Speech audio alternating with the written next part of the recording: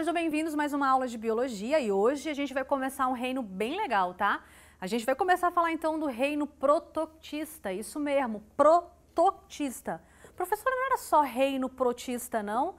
Antes eu vou te explicar o porquê que a gente realmente mudou o nome desse reino, eu vou te explicar também o porquê que hoje protista já não tem mais valor taxonômico, tá? É interessante que você se recorde, que você se lembre ou aprenda nesse momento que o termo protista não tem mais valor taxonômico e hoje é apenas usado realmente como coletivo para algas e protozoários. Mas por que hoje realmente protista perdeu o valor taxonômico e o nome do reino é de fato protoctista? É muito simples. Pessoal, antes eu tinha realmente dentro do reino protista apenas indivíduos unicelulares. Tu vai aprender já já que dentro desse reino eu tenho tanto o protozoário bem como as algas. Os protozoários são todos unicelulares, já as algas são e também eu tenho ali representantes multicelulares. Antigamente, o que eu tinha realmente era todos os indivíduos unicelulares colocados dentro do reino protista e as algas que são pluricelulares, as pluris mais precisamente, eram colocadas lá dentro do reino plantae. E já as algas eram colocadas dentro do reino protista. Porém, a gente tem uma diferença muito grande de uma alga multicelular para um grupo vegetal. Em algas multicelulares não existe uma organização tecidual. Por esse simples motivo, nós retiramos então as algas multi lá do reino plantae e colocamos então agora dentro de um novo reino que eu chamo então de reino protoctista.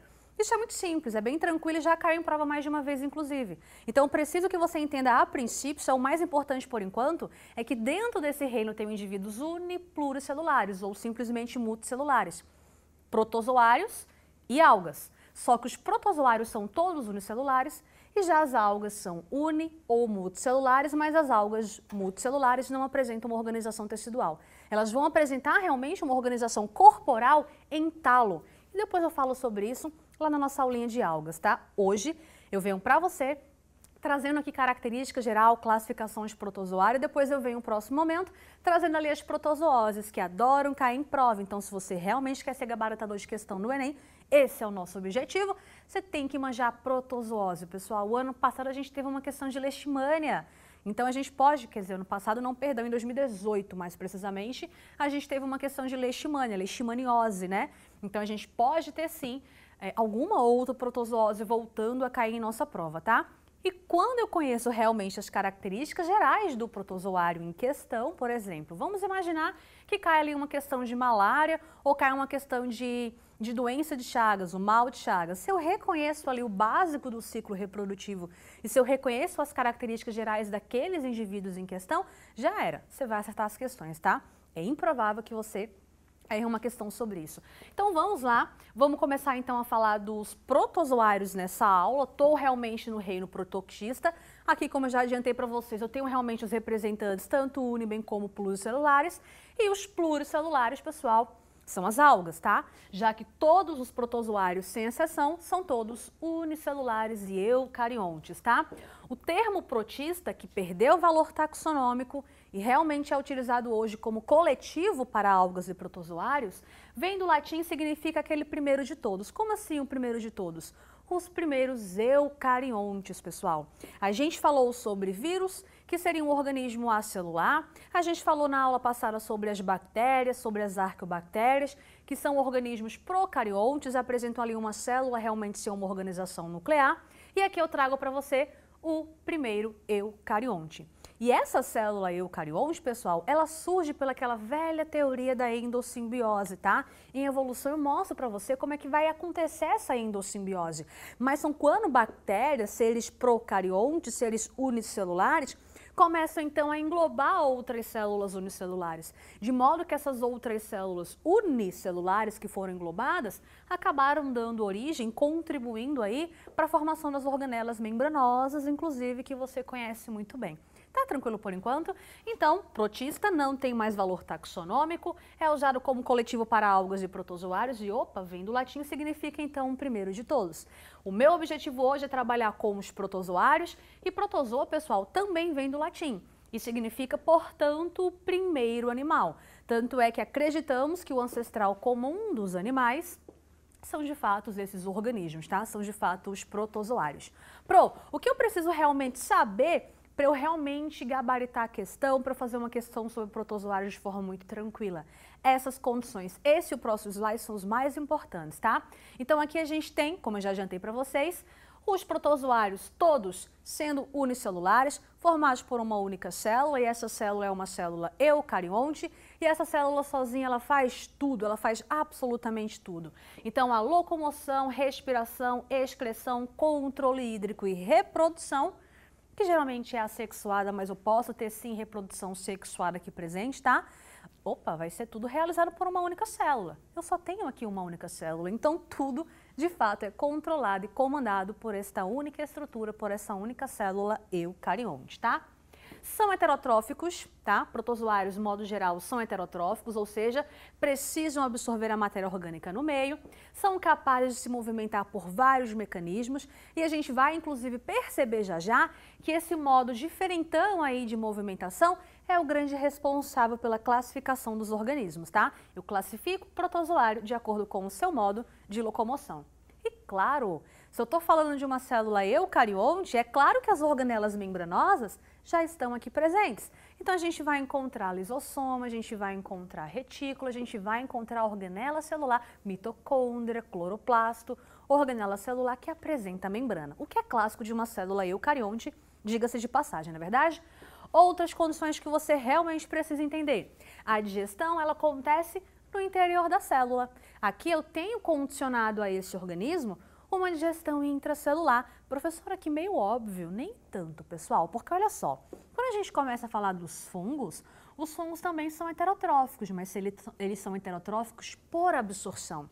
Para você ter uma ideia, os fungos liberam enzima digestiva no meio, a digestão acontece, portanto, naquele meio externo, extracorpóreo, e após a digestão é que eles conseguem, então, absorver aquilo que foi digerido. Então, lá em fungo, eu tenho um organismo heterotrófico com digestão extracorpórea, logo heterotrófico por absorção. E já aqui, essa célula realiza, inclusive, a digestão, como eu já tinha adiantado. Então, a nossa digestão seria uma digestão, a nossa não, a do protozoário, seria uma digestão intracelular, tá? São de vida livre, são os parasitos, são mutualistas. Eu tenho vários protozoários aí em trato digestório de cupim, por exemplo, auxiliando ali no metabolismo, né, da celulose, na digestão da celulose, na degradação da celulose. Gente, protozoário é mutualista, mas o que vai encontrar é de vida livre também, mas o que vai ser realmente importante para a minha prova são os protozoários parasitos. Eu tenho aqui algumas protozooses que eu vou citar e você vai reconhecer de forma muito simples. A gente tem aqui a leishmania, leishmaniose, né? Mal de Chagas, que mais? A amebíase, concordam comigo? Giardíase, malária. Então a gente tem várias protozooses que vale a pena a gente destacar. A gente vai ter uma aula só de protozoose e eu vou detalhar para vocês todos os ciclos reprodutivos. E sim, o mais complexo é ali o ciclo da malária. Adoro o ciclo da malária. A gente vai chegar lá, fiquem comigo. Vamos continuar aqui então, tá? Uma outra estrutura bem legal, pessoal, que protozoário consegue formar e que vai ser determinante para a gente resolver a questão, é o famoso cisto. E o cisto, pessoal, é uma cápsula, na verdade é uma estrutura, perdão, que porta ali uma cápsula protetora, tá?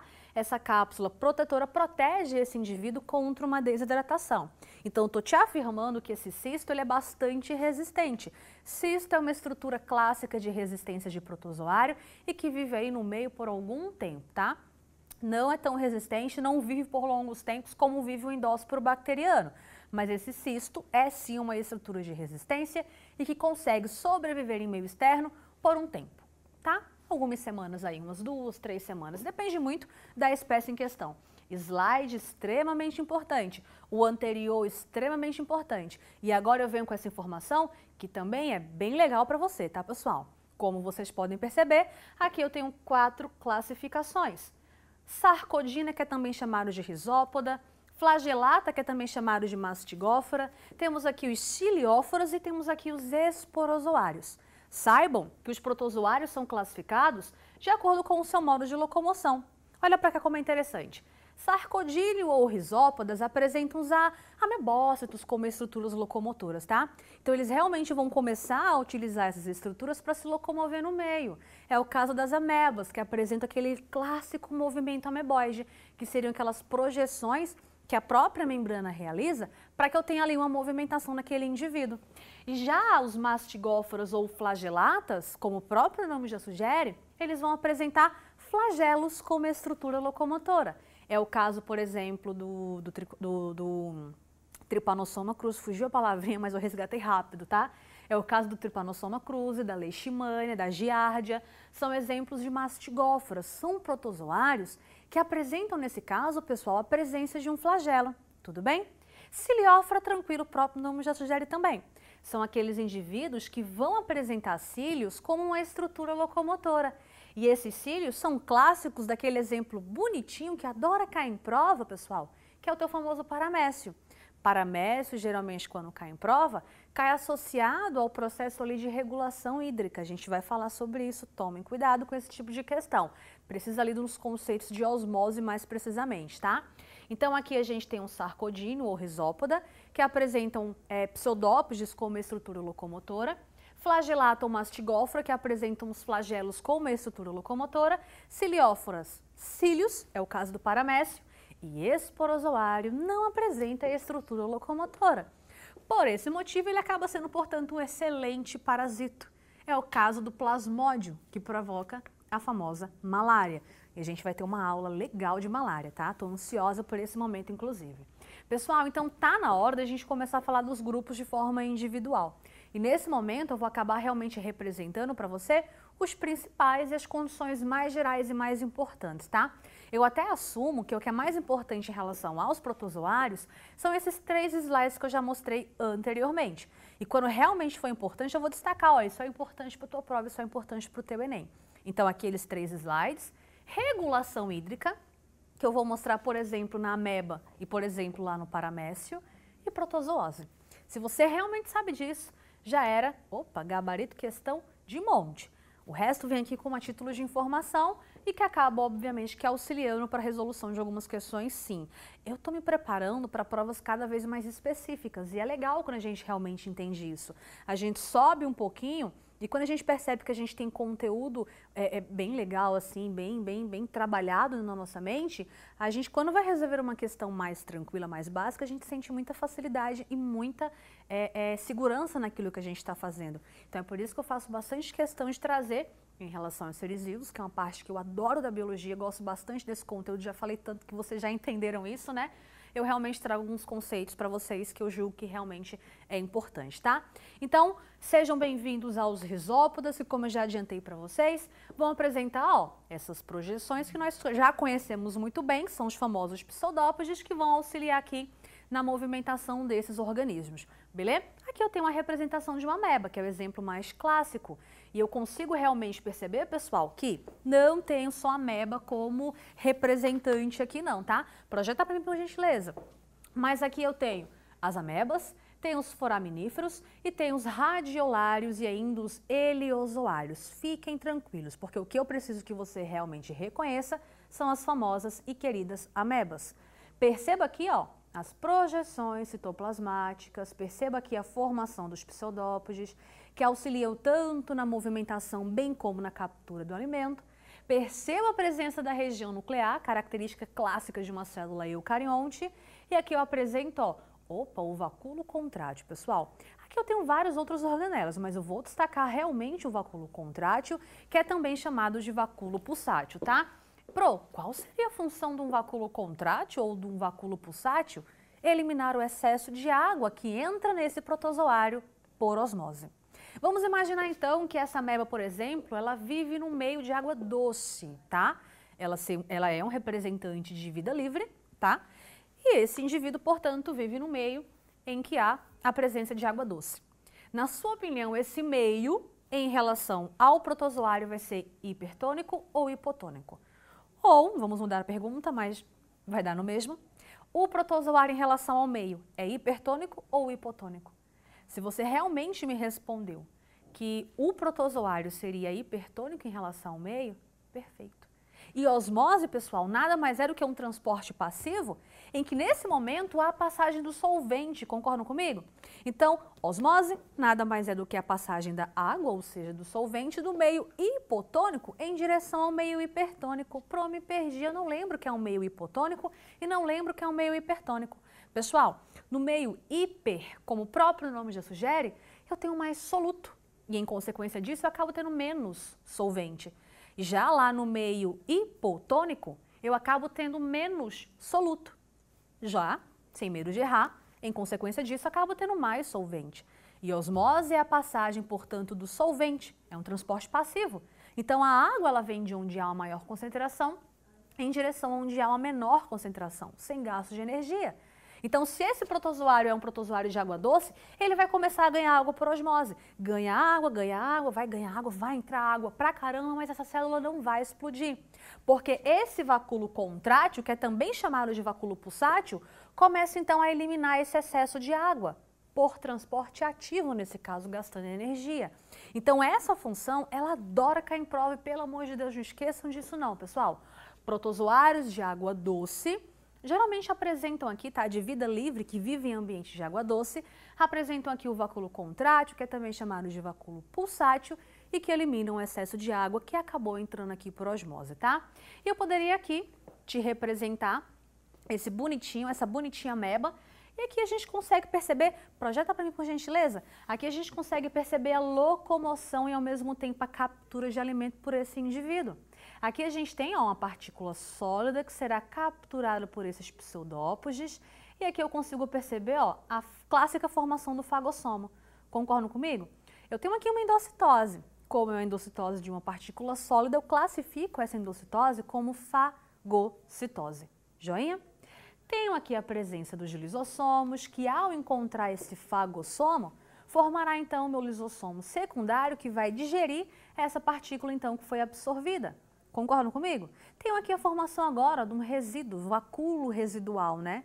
E esse vacúolo residual claramente vai ser aproveitado, então aquele resíduo, na verdade, perdão, vai ser aproveitado por essa célula e o que não foi aproveitado acaba sendo plasmocitado. Então aqui eu consigo perceber que os pseudópodes, além de permitirem a movimentação desses organismos, permite a clássica fagocitose, a clássica endocitose, ou seja, captura de alimento. Tudo bem? Tá tranquilo por enquanto, pessoal? Aqui eu acho que eu já comentei com vocês, acho não, né? Já comentei com vocês os vacúolos contráteis ou pulsáteis que controlam aqui a osmorregulação ou simplesmente regulação osmótica, né? Eliminando aqui o excesso de água, já expliquei esse processo, só quero então fazer essa perguntinha para vocês. Nos amebozoários de água salgada, detalhe, se a amebozoário é uma ameba é, portanto, risópoda. Acredito que você está acompanhando isso aí, não tá? Mas e nos amebozoários? E nas amebas de água salgada? Será que eu tenho ali a presença do vacúolo contrátil? O que você vai achar, pessoal? Se você realmente respondeu que não faz sentido, tá perfeito. Você entendeu realmente o X da questão. Não faz sentido realmente, volta para mim então, não faz sentido eu realmente apresentar um vacúolo contrátil, pessoal, num protozoário que é de água salgada. Geralmente esse protozoário não vai apresentar um vacúolo contrátil, já que em tese, claramente, ele não ganhará água por osmose. Ele vai perder algo por osmose? Não, porque geralmente ele é isotônico em relação ao meio. Se ele é isotônico em relação ao meio, ele não perde água por osmose. Ganhar não faz sentido, já que ele está no meio de água salgada. E o meio de água salgada seria, portanto, o meio hipertônico. E o protozoário, então, seria hipotônico em relação ao meio. A tendência lógica seria ele perder, mas ele não vai perder não, já que ele realmente é isotônico em relação ao meio. Beleza, pessoal? Então, aqui a gente consegue perceber claramente uma reprodução acontecendo, como eu já adiantei, geralmente é a reprodução assexuada que eu vou encontrar nesses indivíduos. E aqui eu consigo perceber a clássica divisão binária, tá? Então essa célula, ó, ela realmente vai crescendo, eu realmente tenho um crescimento aqui característico quando uma célula vai sofrer uma divisão binária mais precisamente. Depois eu consigo perceber, ó, esse estrangulamento clássico do citoplasma até eu formar duas novas células geneticamente iguais à anterior. Então aqui nos isópodas, meu exemplo clássico são as amebas, eu tenho aqui a divisão binária sendo característica na reprodução desses indivíduos. Mas, como eu já adiantei para vocês, eu não tenho só as amebas nesses indivíduos, né, representando esse grupo. Então, dentro dos rizópodas, eu também tenho os foraminíferos, tá? Projeta para mim, por gentileza, meu amor. Então, aqui a gente consegue perceber que eu também tenho pseudópodes, mas esses pseudópodes, eles são mais finos e mais ramificados do que aqueles encontrados nas amebas. Eles acabam recebendo um nome especial, eles são chamados de reticulópodes, tá? E assim como acontece lá, esses reticulópodes, eles vão sim auxiliar na movimentação e também na captura de alimento, tá? São principalmente marinhos que vivem em sedimentos e geralmente apresentam um esqueleto formado por carbonatos de cálcio ou pela aglutinação de areia, espículas de esponja ou outros materiais inorgânicos, tá? Mas o que você precisa realmente entender é que um foraminífero apresenta, portanto, reticulópode, é um tipo de pseudópode, porém mais fino e mais ramificado do que aquele encontrado nas amebas. Já dentro dos rizópodas, eu também encontro os radiolários e os heliozoários, que também formam pseudópodes mais finos, eretos e flexíveis, e que são sustentados por feixes de microtúbulos internos. E aqui eu realmente consigo perceber a presença desses pseudópodes finos, eretos e flexíveis. O que vai diferenciar um heliozoário para um radiolário é que no heliozoário a maioria não apresenta um esqueleto, mas algumas espécies apresentam sim um exoesqueleto, mas geralmente não apresentam. E os radiolários apresentam um endoesqueleto, esqueleto interno nesse caso, né, de sílica. E são comuns no zooplâncton marinho, tá? E para a gente finalizar então esse meu bonitinho, hoje, finalizar não, né, para a gente dar continuidade então, a gente vem agora falando dos flagelos, tá? Dos flagelatas mais precisamente, ou simplesmente flagelado. A gente sabe que os flagelados são também chamados de mastigófora e apresentam os flagelos como estrutura locomotora. E aqui eu tenho os 3 exemplos mais clássicos. Aqui a gente tem, por exemplo, a giardia, que é bem bonitinha com esses discos centrais, que vão auxiliar na fixação no hospedeiro. A gente fala sobre isso lá em reprodução.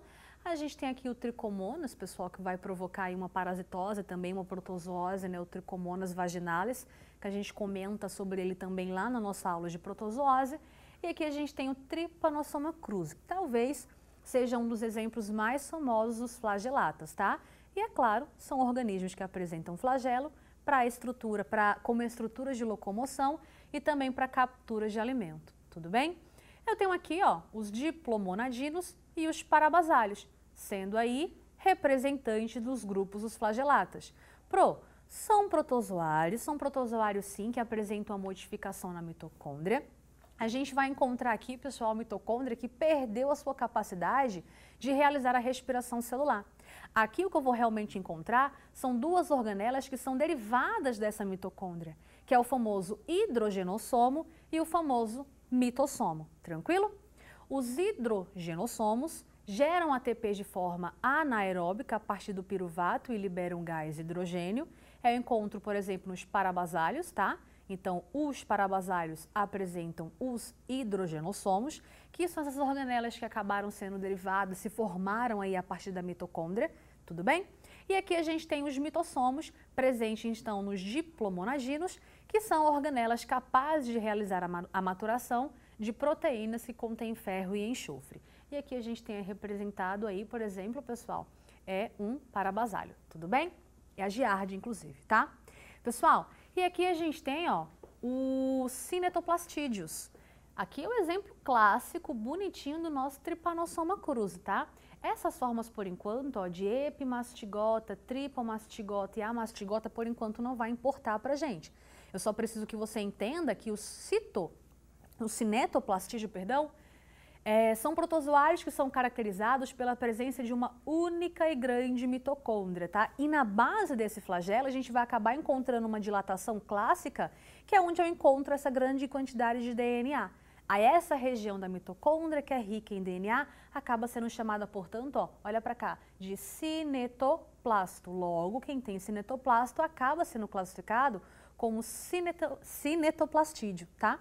São de vida livre, vivem em água doce, no mar ou em solos úmidos. E podem também ser parasitos, como é o caso da leishmania ou trypanosoma. Exemplos mais clássicos, Enem 2018, caiu leishmaniose. Tudo bem? E pessoal, volta para cá então. Aqui eu tenho um representante dos cilióforas, ou simplesmente ciliados, que apresentam cílios como estrutura locomotora. Ao olhar para essa imagem, eu consigo perceber que os cílios são mais numerosos e menores, né? São mais curtinhos, e a gente consegue perceber basicamente tudo que está presente ali naquela nossa célula ameba bonitinha, aquele organismo unicelular. Aqui eu também tenho um vacúolo contrátil, já não vou mais explicar a função desse vacúolo, que a gente já entendeu, que seria aí eliminar o excesso de água que entra por osmose. O que você aprendeu lá se encaixa aqui. Eu só quero que realmente você olhe para essa célula, porque eu vou te falar duas coisinhas importantes, tá? Então, projeta para mim. A gente tem aqui, ó, a presença do macro e micronúcleo. Macronúcleo presente nos ciliados, pessoal, está relacionado com um comando do metabolismo desse protozoa. E já os micronúcleos associados à reprodução sexuada desses organismos, tudo bem? Que eu vou explicar como vai acontecer.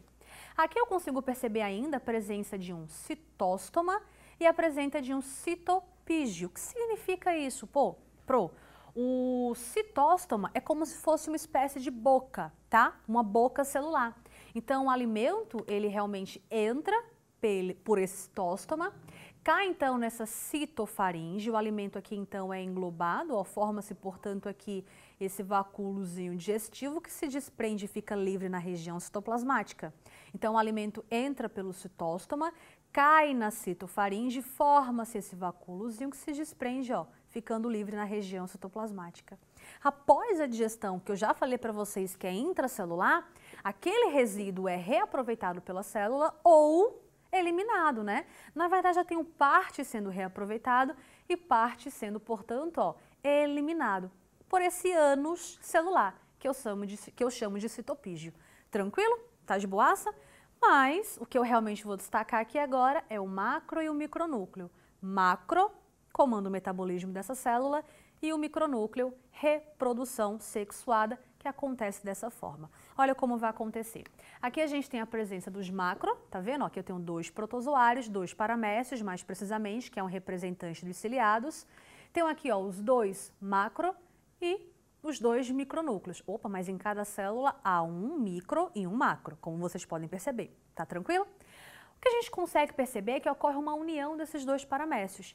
Após essa união desses 2 paramécios, eu consigo perceber uma meiose clássica nos meus micronúcleos. E eu sei que meiose origina a partir de uma única célula 4 células geneticamente diferentes. 3 desses micronúcleos acabam degenerando, sobrando, pessoal, agora apenas um único micronúcleo. Tudo bem? Após esse processo, ocorre aquela minha famosa conjugação, que é aquela minha velha e linda ponte citoplasmática para transferência. Deu para entender então, pessoal? Agora eu consigo perceber que a transferência que vai acontecer aqui é dos micronúcleos. Então o micronúcleo desse paramécio vem para esse daqui vem para esse outro paramécio aqui do lado. Tudo bem?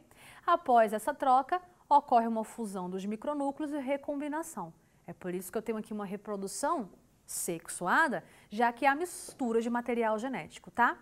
Após isso, eu tenho as mitoses acontecendo e degeneração de 4 micronúcleos, acontecendo uma reprodução assexuada nesse caso, né? Uma bipartição poderia acontecer aqui, aumentando o meu número populacional, beleza? E esses indivíduos estão prontos para reiniciarem um processo.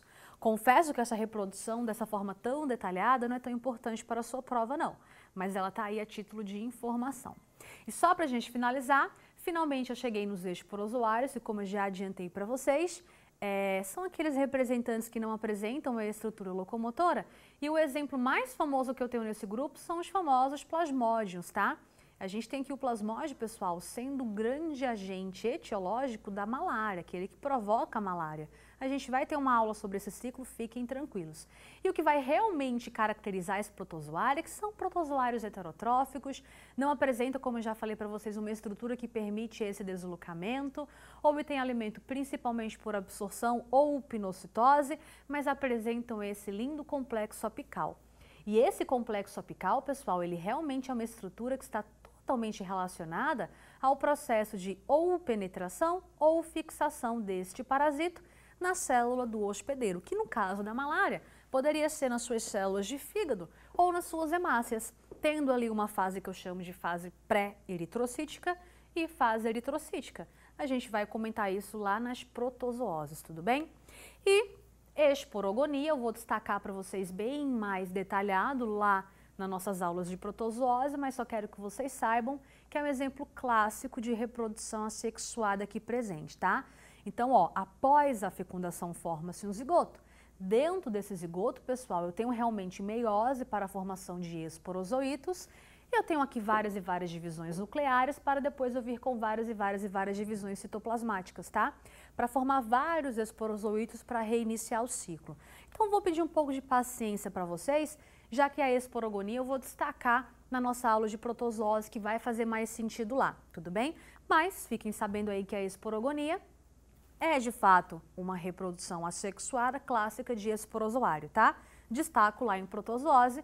A gente termina então nossa aula por aqui e só para a gente ir embora feliz da vida, vamos resolver então essa questão, tá? Os protozoários apresentam dimensões predominantemente microscópicas, não sei o que está escrito aqui, a sua denominação, né? Não sei, mas acredito que sim. Deriva do grego prótons e zoon, que significa respectivamente o primeiro animal. Atualmente o termo protozoário diz respeito aos protistas heterotróficos unicelulares, tá? E que obtêm seus alimentos por ingestão ou por absorção. Assinale as proposições em relação aos protozoários como verdadeiro ou falso, tá? Então, vou dar aquele velho tempinho para vocês possam, então, resolver essa questão, tá? Se você já chegou no gabarito, acompanhe comigo, então, a resolução dessa questão, corrigindo as erradas e entendendo, então, as corretas.